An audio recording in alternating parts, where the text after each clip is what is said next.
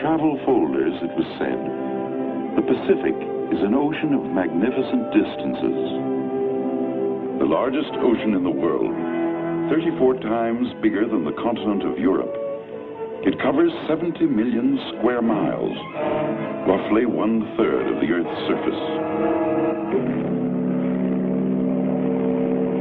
In 1941, the fastest luxury liner took 5 days to make its landfall at Honolulu, first port of call on the voyage to Yokohama, over 3,000 miles and 9 days further away.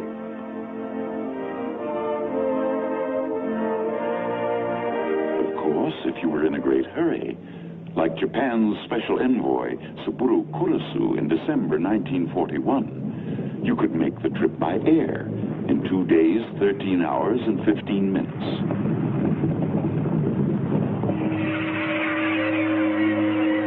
The Pacific is an ocean of many moods. To the north, the Aleutian winds are icy and unpredictable.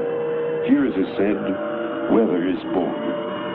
To the south, in equatorial heat, the sunsets are of unparalleled beauty.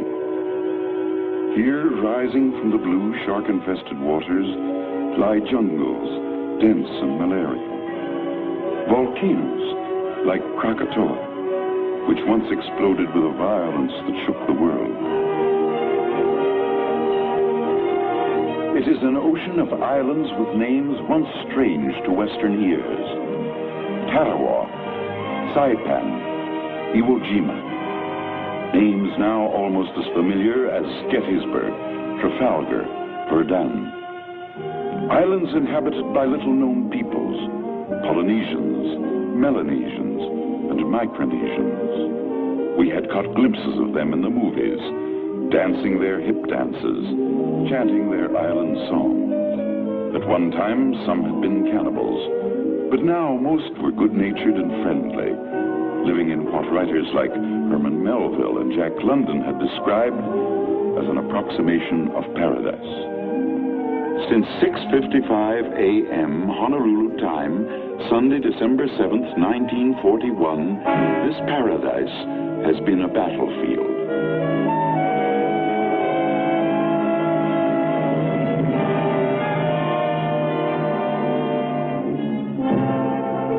The Pacific Ocean is the biggest, the strangest, the most complex battlefield in history.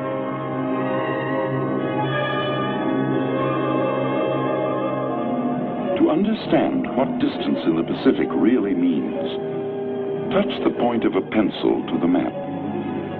Under this tiny point may be arrayed all the ships of the United States Navy in battle formation. Yet, these ships must be so disposed and so employed as to exert an influence and control over the whole Pacific area.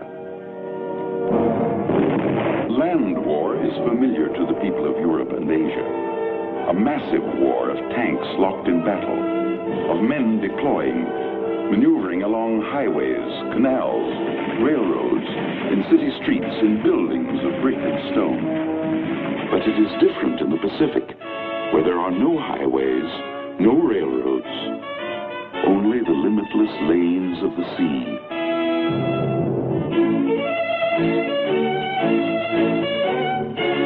Along these lanes, stretching thousands of miles to bases on fighting fronts in every corner of the Pacific, the war must be carried to the enemy by ship, by what has been and will continue to be the greatest concentration of shipping in history.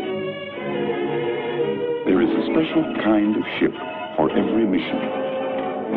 This is the battleship, known to the men of the fleet as the battle wagon, a floating fortress belted with armor plate, 16-inch guns 50 feet long, which can hurl their projectiles into a bullseye 20 miles away.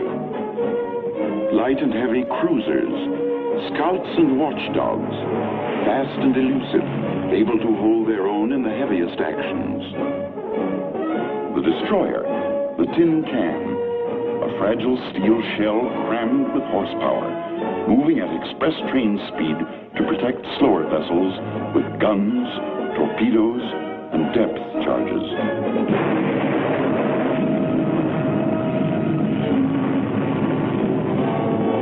The submarine, the lone prowler, operating for as much as 60 days in enemy waters, thousands of miles from its base. The aircraft carrier, the flat top, backbone of the fleet today. A floating airport as big as 3 football fields laid end to end. A huge and complicated mechanism able to hurl 100 planes into battle across the horizon. Following the fighting ships are the indispensable ships of the train, repair ships, tankers, transports.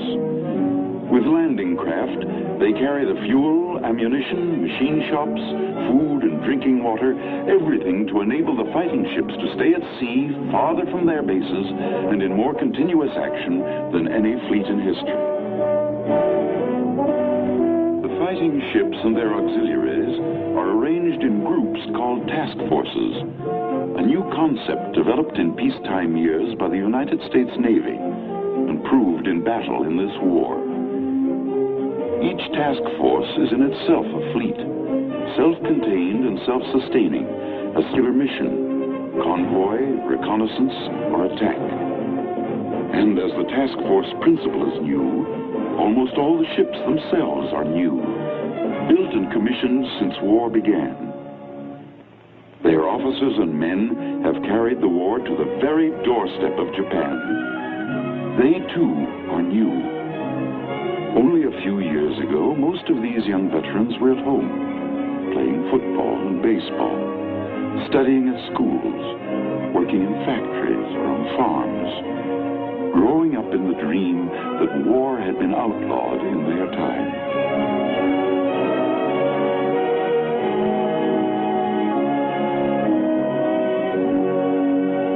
While they were growing up in the 20s and 30s, scores of American warships lay deserted and unmanned, gathering rust in quiet harbors. Others, half finished, had been sold for scrap or sent to the bottom of the sea. This was the result of deliberate policy. Peace through disarmament was the spirit which moved the Washington Arms Conference of 1922 and the London Conference of 1930. Statesmen of those days, with the best of intentions, had forgotten the words of the anonymous admiral of 1918. The means to wage war must be kept in the hands of those who hate war. In America's case, geography was an additional factor. She was 6,000 miles from danger in the west, 3,000 in the east. Most Americans came to believe that a comparatively small navy was protection enough for their isolated seacoasts. But in the middle 30s, events in Europe and Asia began to change America's thinking. She began to prepare to throw her weight into the world's struggle against fascism and aggression. And by September 1939, whatever remained of her old complacency was gone for good. In quick succession, Congress passed the Lend-Lease Act, which made America, in fact, the arsenal of democracy. The so-called Two-Ocean Navy Bill. The United States Navy was reborn. The Selective Service Act, to mobilize the nation's young manhood. But time was running short. It ran out on what began as just another American Sunday.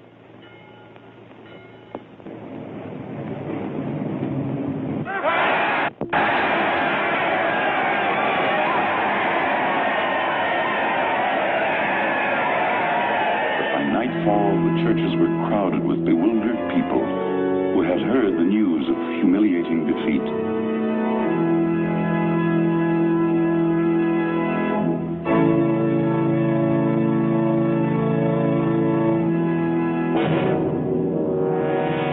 This was Pearl Harbor, America's prime naval base in the Hawaiian Islands.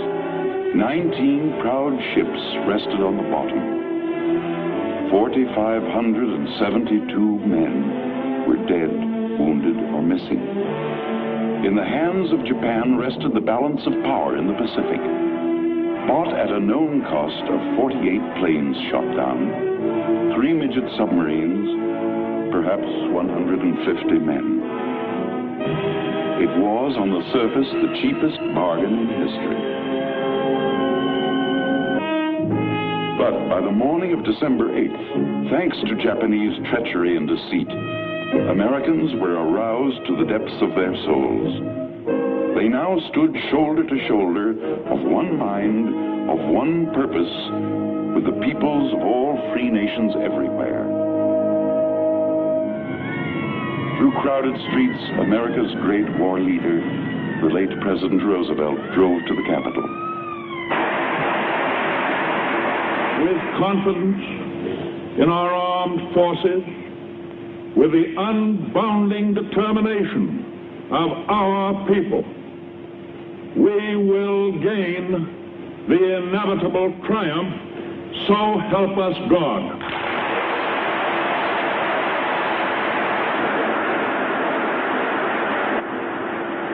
Yes, America said, as the nation's youth put aside the ways of peace and turned to war, we would gain the inevitable triumph. But how? With what? Against all their enemies whomsoever, and that I will obey the orders of the President. Part of the answer would have to come from these. 50 million men and women, trained and untrained, skilled and unskilled.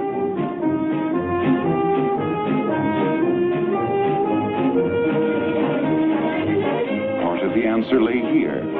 As a result of Lend-Lease, American industry was already partly on a war footing. But ahead lay giant tasks: reconversion, re-engineering, retooling.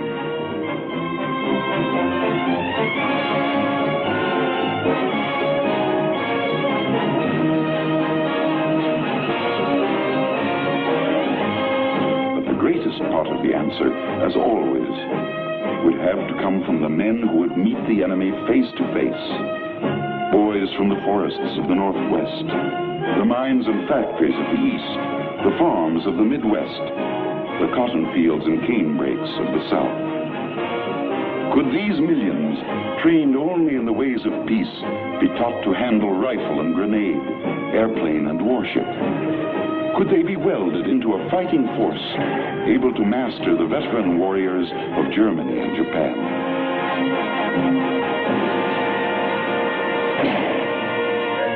Time was of the essence. Time to draw blueprints. Time to lay keels, to retool factories. Time to train men. The demand was astronomical, far beyond the capacity of the factories, still inadequately equipped. The workers still inadequately trained. On every front, in Europe, Africa, in Asia, the United Nations fought with their backs to the wall. And in the Pacific, time was doubly the enemy. Here in December 1941, the Navy had available 80 combat ships. To these, America's British and Dutch allies could add at most another 50. Against them, the Japanese could bring to bear at least 186 combat ships. These could operate from home bases, protected by concentric rings of island bases. Unsinkable carriers, they were called. America, on the other hand, could count on exactly 7 all-too-sinkable carriers. Only 4 of them available for duty in the Pacific. Japan took full advantage of her newfound superiority. She exploded in all directions.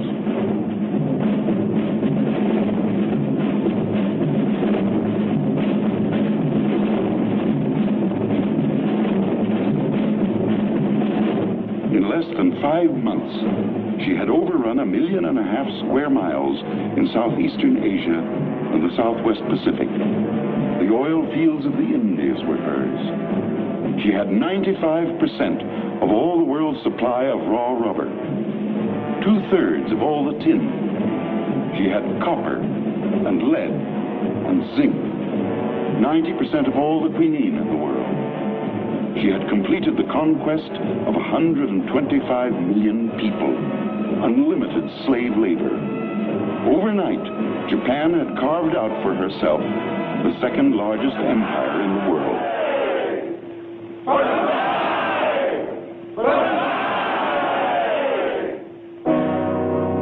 At Fleet Headquarters, Pearl Harbor, the United States Navy's Pacific Command faced a staggering task. First, the sunken ships had to be raised, refloated, re-equipped, rearmed. It was the greatest salvage job in history. In time, all but two of these ships would again stand out to sea, more heavily armored and gunned than ever before, but not for months to come. Meanwhile, every available combat ship was sent out to search for the enemy, to harass him, hinder him, to delay him. Everywhere in the Pacific, it was the same story of gallant, sometimes hopeless campaigns conducted by officers and men who did the best they could with the little they had. Often it was a few overage destroyers setting out to engage a battle fleet. A few Americans, British, a handful of PT boats, every last available ship in the Dutch Navy. Later, these small forces would be called the Bow and Arrow Navy.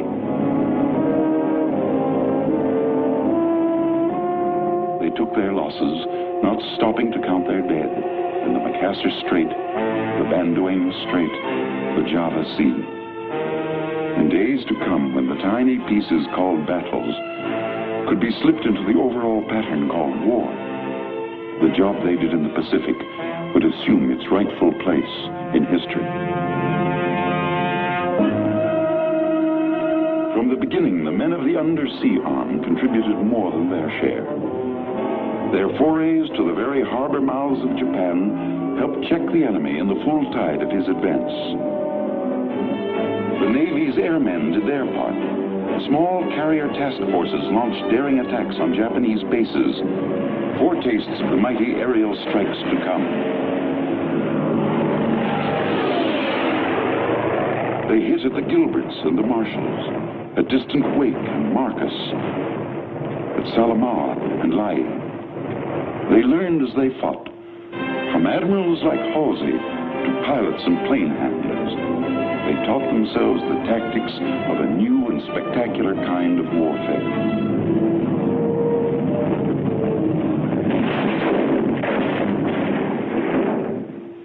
They improvised and invented. On the gray morning of April 18th, 1942, Army bombers led by Colonel Jimmy Doolittle rose from the decks of the carrier Hornet, only 500 miles from the coast of Japan.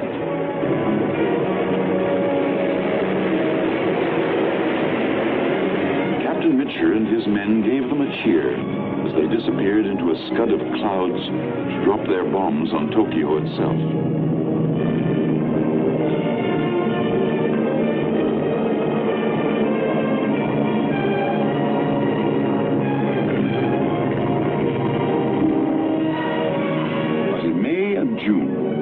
Skirmishing came to an end when Japan called for a showdown in two major actions: the Battle of the Coral Sea and the Battle of Midway. The first blow was aimed at Australia.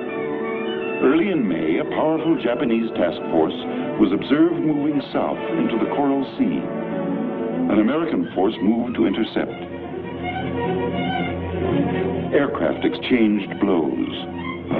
It was the first naval engagement in history in which surface ships did not exchange a single shot. But the men of the still small Pacific Fleet were sure that the Battle of the Coral Sea could be only a preliminary to the main offensive effort of Japan. For the enemy, there were two logical targets. One, the still unfinished naval base at Dutch Harbor in the Aleutian Islands, key to Alaska, Western Canada, and the American Northwest. The other target was Midway Island, western outpost of Pearl Harbor itself. A Japanese victory here would open an invasion path straight to the American mainland. Upon the Commander-in-Chief of the Pacific Ocean areas, Admiral Chester W. Nimitz, rested the burden of determining where the blow would fall and how to meet it. He knew that defeat at either Midway or Dutch Harbor would affect not only the Pacific War, but would be felt across the world in the war against Germany. Every available ship and plane was prepared for action. Even the carrier Yorktown, damaged in the Coral Sea, had sped to Pearl Harbor to be patched up. Army flying fortresses were dispatched to reinforce marine aviation groups on outlying islands.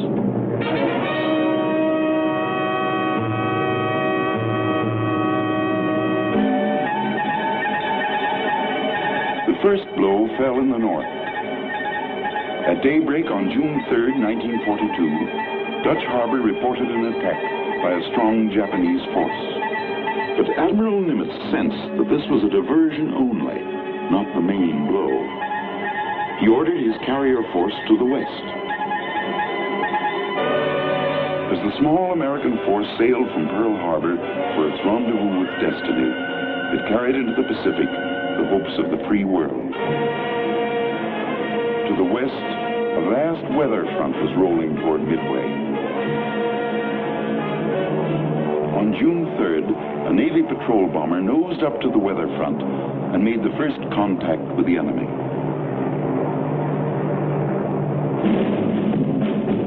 The Japanese were approaching in two columns. One was the expectant occupation force, transports packed with soldiers and Imperial Japanese Marines, protected by a formidable array of fighting ships.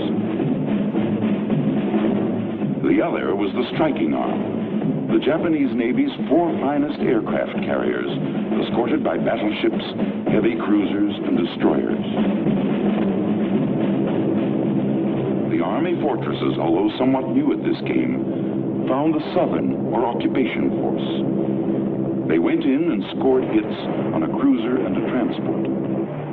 That night, the Navy patrol bombers followed up with an attack on the occupation force. They scored at least 2 damaging hits and sank a cargo vessel.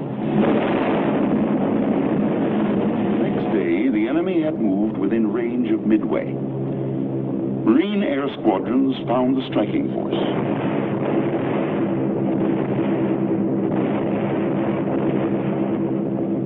A battleship was set afire, and at least 1 hit was scored on a carrier. But at the same time, Japanese attack groups were giving the island a savage pounding.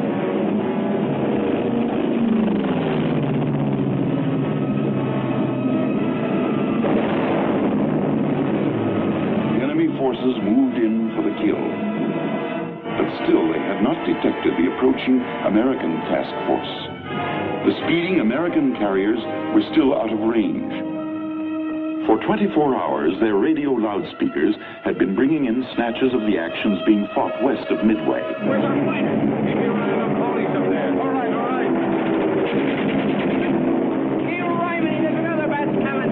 Through all this, the Navy flyers had to sit and sweat it out. Twice, the loudspeakers had ordered them up from their ready rooms. Twice, the orders had been rescinded. At a time like this, they grumbled, you'd think they'd get things straight up there. But up there had to make sure of the exact course and location of the Japanese, sure that his own planes could reach them, hit them, and still have fuel enough to return. At last it was time. Pilots, fan your planes.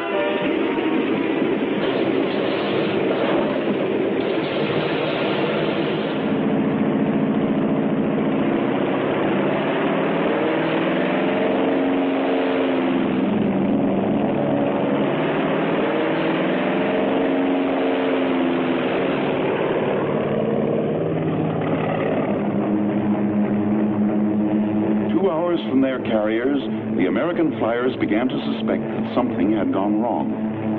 The Jap was not where he was expected to be. We know now that he had turned back. Perhaps he had learned at last of the oncoming American carriers. At 11 o'clock, Commander Waldron of the Hornets Torpedo Squadron 8 found the enemy. He was short of fuel and had outrun his fighter support.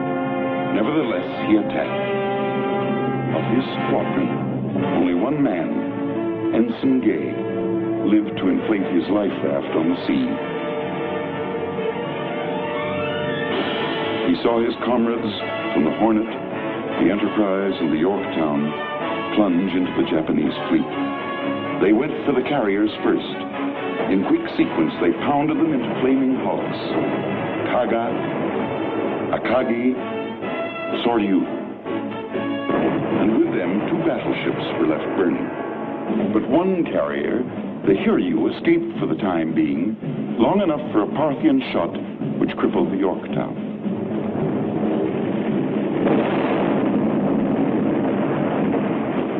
Simultaneously, the attack groups from the 3 American carriers had smashed the Hiryu into blazing wreckage.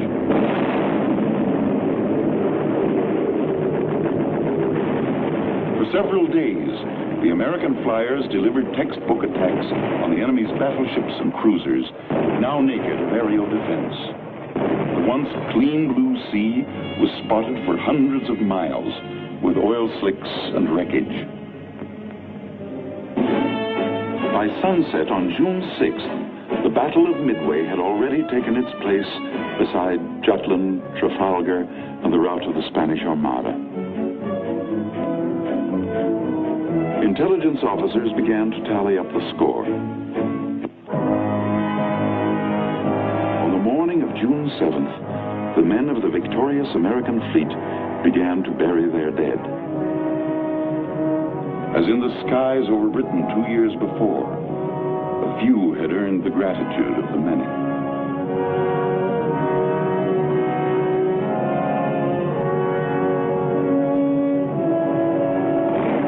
Midway, like Stalingrad in the Battle of Britain, was a turning point in the war.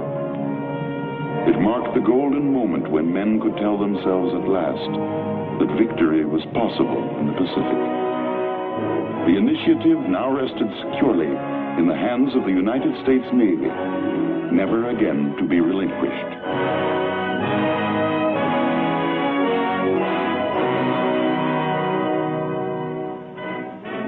To the Allied Chiefs of Staff in Washington, the initiative won at Midway was an opportunity only, not an accomplishment. Though the enemy had been beaten back, there was no tendency to underestimate him. His record of achievement was plain for all to see. He was entrenched in his stolen island empire as firmly as his German ally was entrenched in Europe and Africa. In planning their offensive, the Chiefs of Staff had to keep in mind the nature of the Japanese. In total war, the psychology of the enemy is of first importance to the strategist. Unconditional surrender was a long way off. But 2 months after the Battle of Midway, the Navy took its first offensive step in the Solomon Islands, north of the Coral Sea. On Guadalcanal, the Japanese were building an airfield to menace supply routes to Australia. This was the first objective. The name Guadalcanal has been written into history. With other names like Tarawa and Iwo Jima, Bougainville and Peleliu, it has become a symbol, not merely of one battle on one remote island, but of all the battles fought up the ladder of islands leading to Japan. On Guadalcanal, the outnumbered, outgunned Marines first found out what it meant to fight the Japanese at close quarters. In the stinking jungle, they lived through a nightmare 6 months long.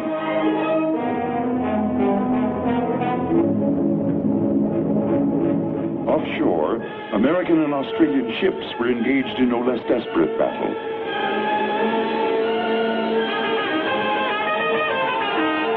The enemy spared nothing in his effort to save Guadalcanal. From August to December, the sea actions flamed. Night actions in which frequently almost every ship engaged was hit.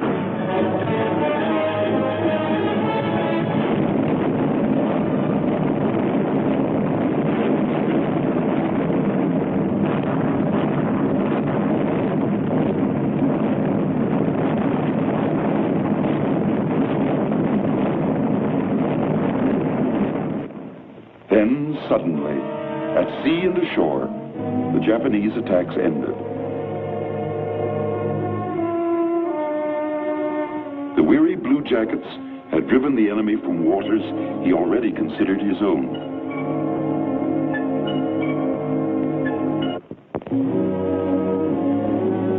The weary Marines of Guadalcanal could take pride in two great achievements. They had taken the first step on the long road to Tokyo, and they had mastered the savage arts of jungle warfare.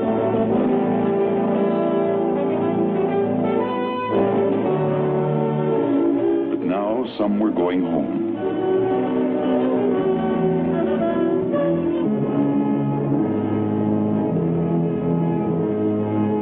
Others had already gone to hospitals on other islands, where Navy doctors and nurses were pioneering new horizons in battle surgery and tropical medicine.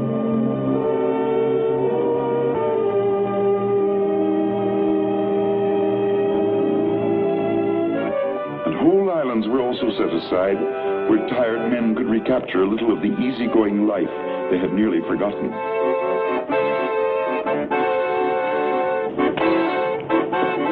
Where they could find a little rest and have a little fun.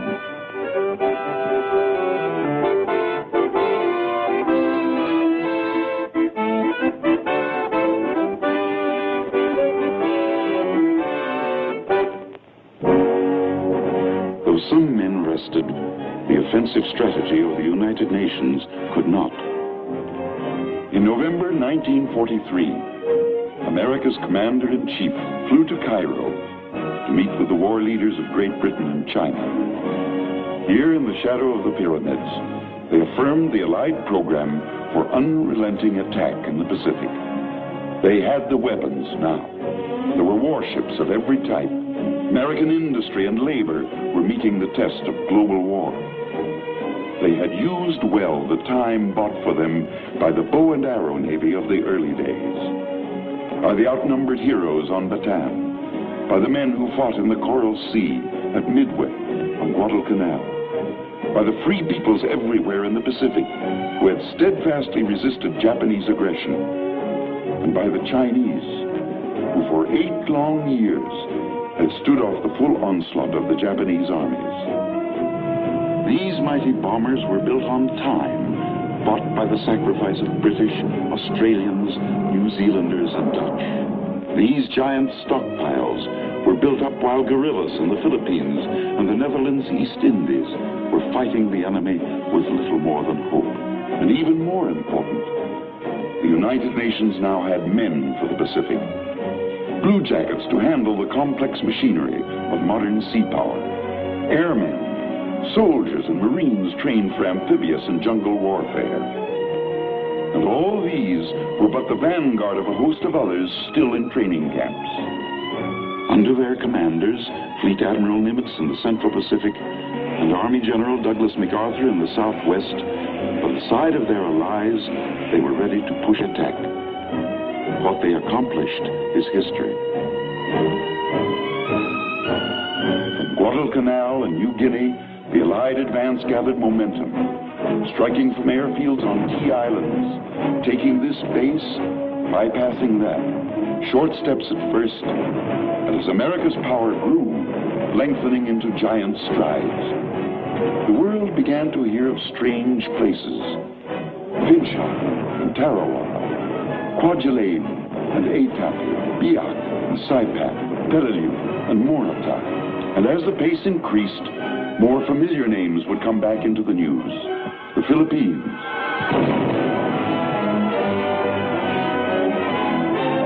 and the islands of Japan itself. But the real story of the oceanic phase of the Pacific War cannot be told in maps and communiques. It can be told only in terms of human effort and human sacrifice.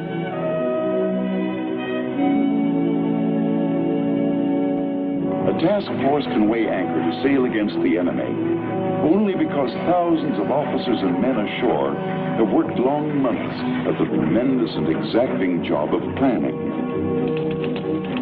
Though an order only 6 words long may initiate an amphibious attack, not a gun will fire, not a plane will be airborne, not a Marine will hit the beach until millions of other words have been written down. In crisp sentences, in codes, on charts and maps, in mathematical equations, in photographs and models, the attack is written as a play is written, long before the actors take the stage. From battle fleets to chocolate bars, from the horsepower of 1,000 planes to the tide tables of a once-forgotten tropical island, no detail can be omitted.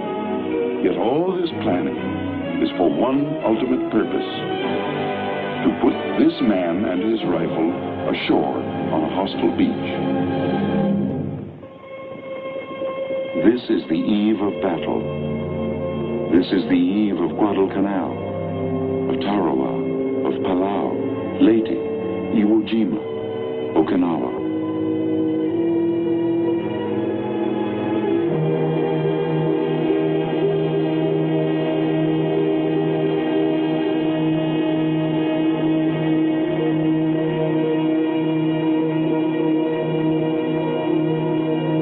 Beyond the horizon lies the enemy. The intricate mass of the attacking task force moves in for the kill.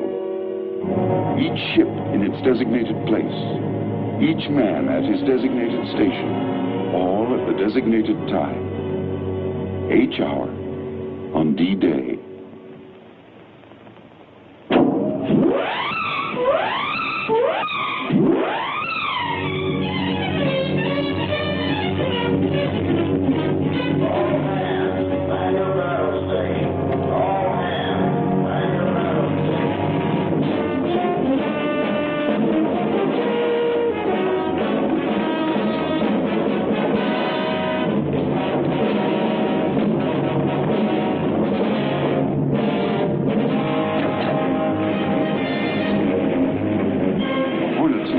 Stirred up.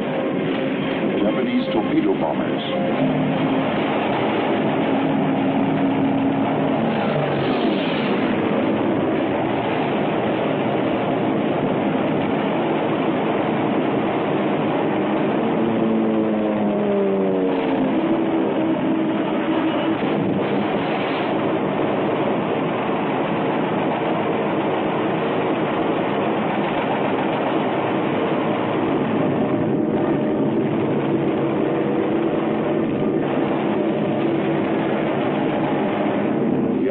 Beaten off.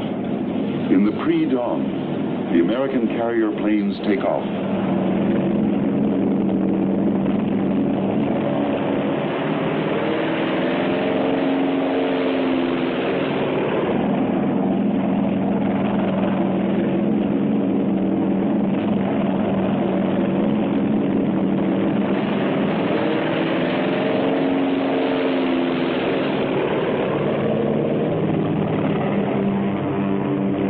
At dawn, they are over their objective.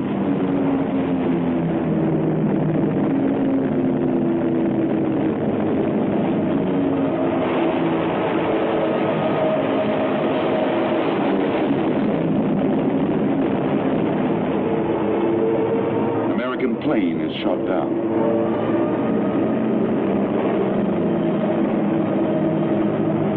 This is a Japanese ammunition ship.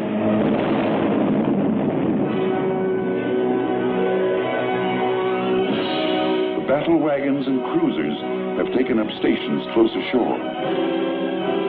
Some are the so-called ghost ships, salvaged from the mud of Pearl Harbor. Ships bearing the names of American states: Pennsylvania, Nevada, West Virginia.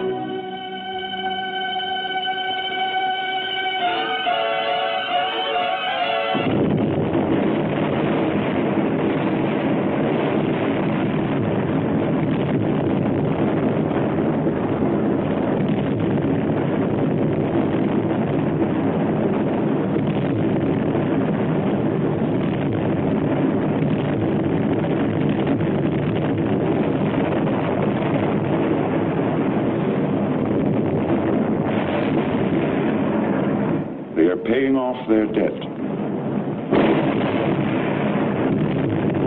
A ship called King George V is paying off the debt of another called Prince of Wales.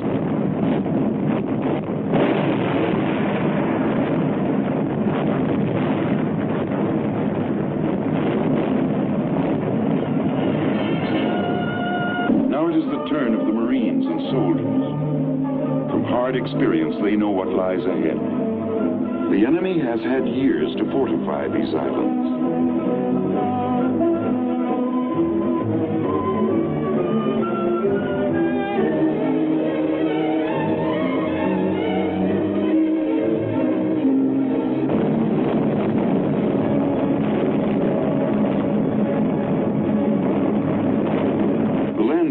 Come under hot enemy fire, but Coast Guard and Navy coxswains keep them on course.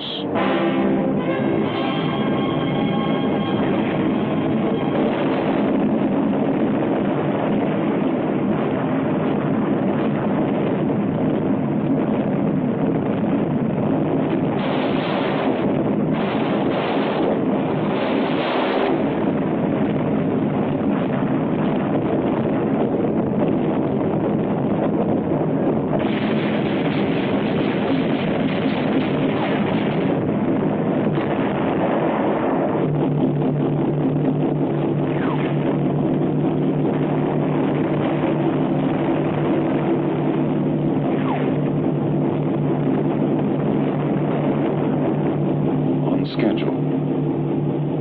The first wave hits the beach.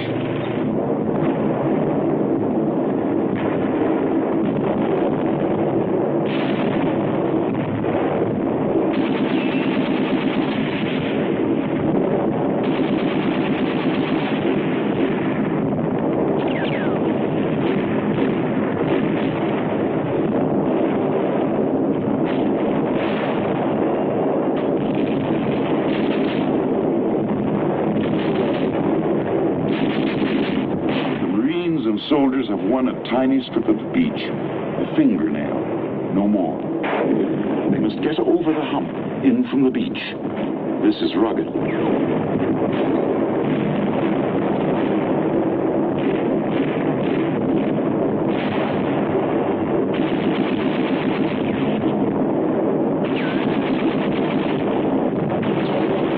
fingernail has been expanded.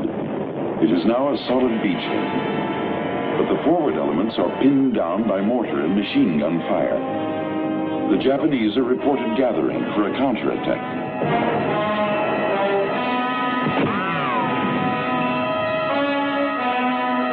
The quickest way to break it up is from the air.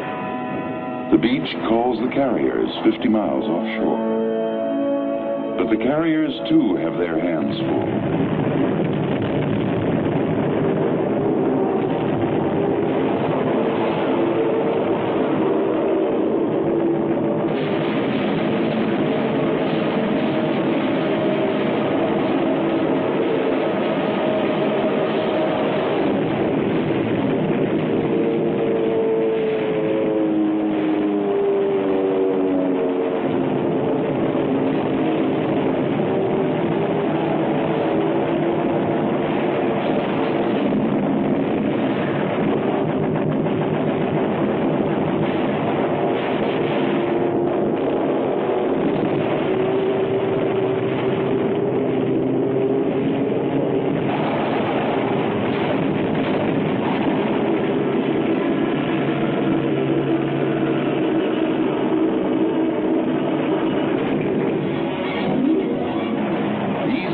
Fight with a tradition behind them. Most of them carry the names of ships famous in American naval history: Wasp and Essex, Enterprise and Bonhomme Richard.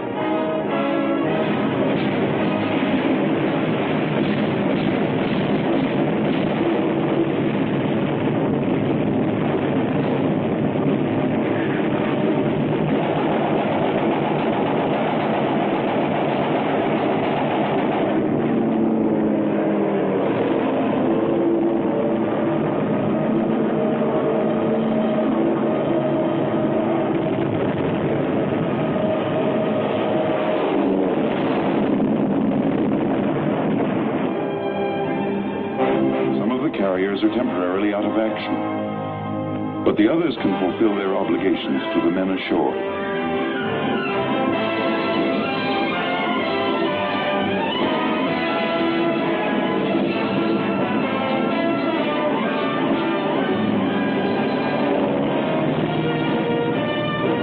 At last, the air support is on its way.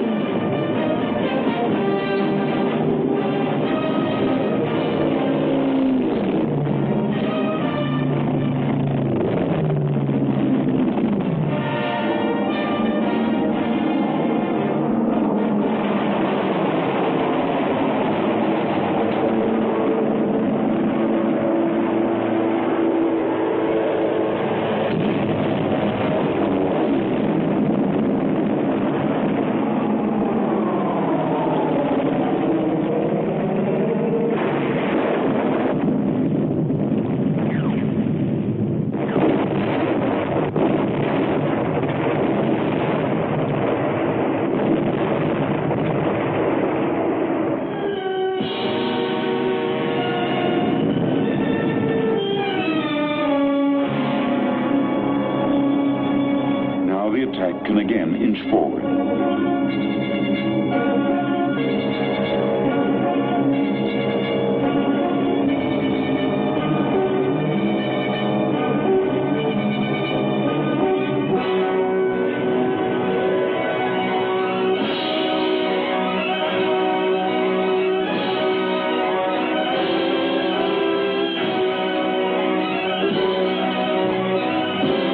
Patrols are approaching the enemy's main defense line.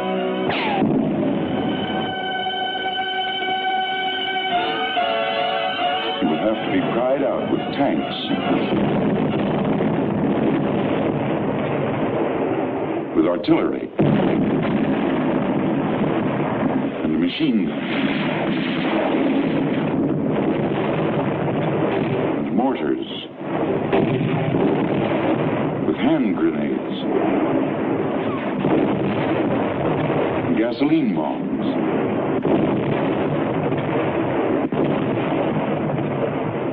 And finally, for the foot soldier, with rifle and bayonet.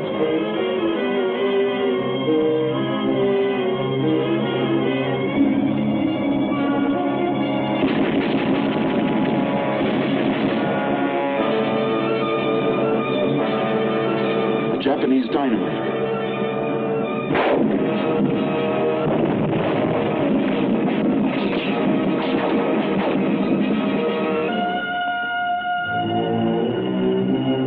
Another Japanese refuses to stop. As usual, few of the enemy surrender. Their propagandists have made them believe that surrender means torture and death.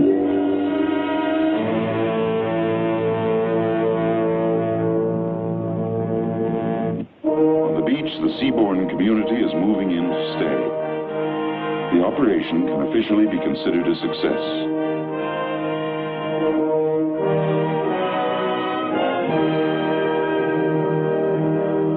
Up front, the wounded are coming back.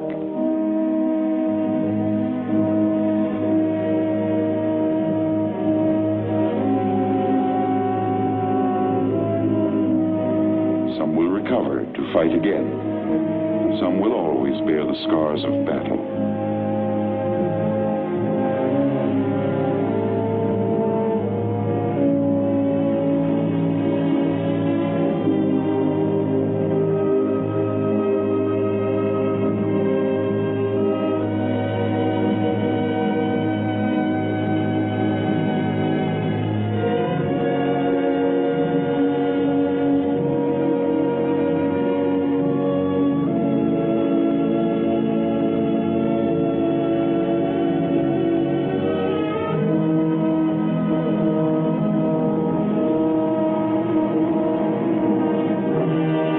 Sacrifice, they have won new airfields for Allied air power, new anchorages for Allied sea power, a new base 500 miles closer to Japan from which to launch further attacks against the enemy.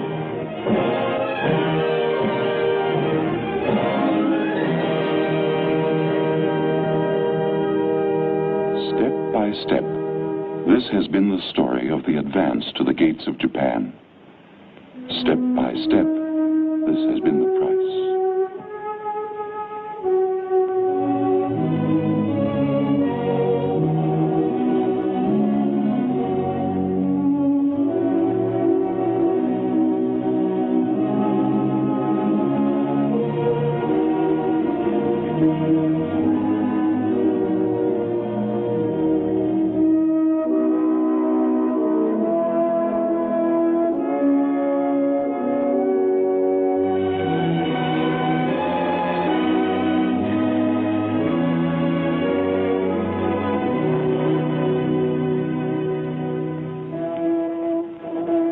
For each man that has fallen, there is another to take his place. Theirs is the task. The victory will be for all. But this victory can be won only if free men everywhere give to its cause unsparingly their strength, their treasure, and their hearts. Then, and only then, will there be peace in the Pacific and over all the earth.